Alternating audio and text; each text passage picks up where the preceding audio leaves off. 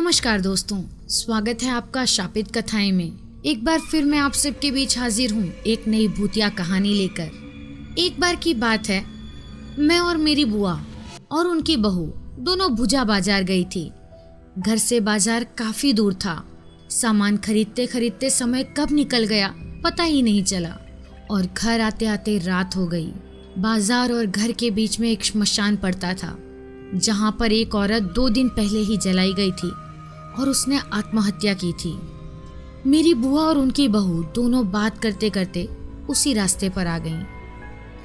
तभी वहां बहू को लगा कि कोई उसे पीछे से बुला रहा है और वो मुड़कर पीछे की ओर देखी और रुक गई। इतने में एक औरत सफेद साड़ी पहनकर बाल खोलकर उसके पास आई और जोर जोर से रोने लगी, मुझे बचा लो, मुझे बचा लो, मुझे अपने साथ घर ले चलो। मैंने बोला कि मैं घर पर जा ही रही हूँ, आप भी मेरे साथ चलो। और वो पीछे पीछे थोड़ी दूर आने के बाद फिर से रोने लगी। मैंने पूछा अब क्या हुआ? उसने बोला मैं तो आपके साथ वहाँ से चली आई और मेरा बेटा सो रहा था, वो वहीं पर छूट गया। तुम मेरे साथ चलो तो मैं उसे भी लेकर आऊँ।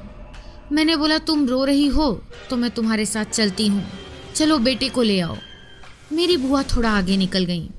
उन्होंने पीछे मुड़कर देखा तो मैं काफ़ी दूर थी और बात करते करते पीछे जा रही थी। तभी मेरी माँ गायत्री मंत्र पढ़ते हुए जोर जोर से आवाज़ देने लगी, बहू रुक जाओ, आगे खतरा है। उत्तेजित होकर बहू बोली कि मैं अपनी सहेली के साथ उसके बेटे को लेने जा रही हूँ। तब तो बुआ के होश उड़ गए और महामृत्युंजय का जाप करते हुए वो बोली कि बहू मेरे साथ घर चलो। बहू ने बोला आज मैं बहुत खुश हूँ क्योंकि मेरे साथ मेरी सहेली और उसका बच्चा भी आ रहा है।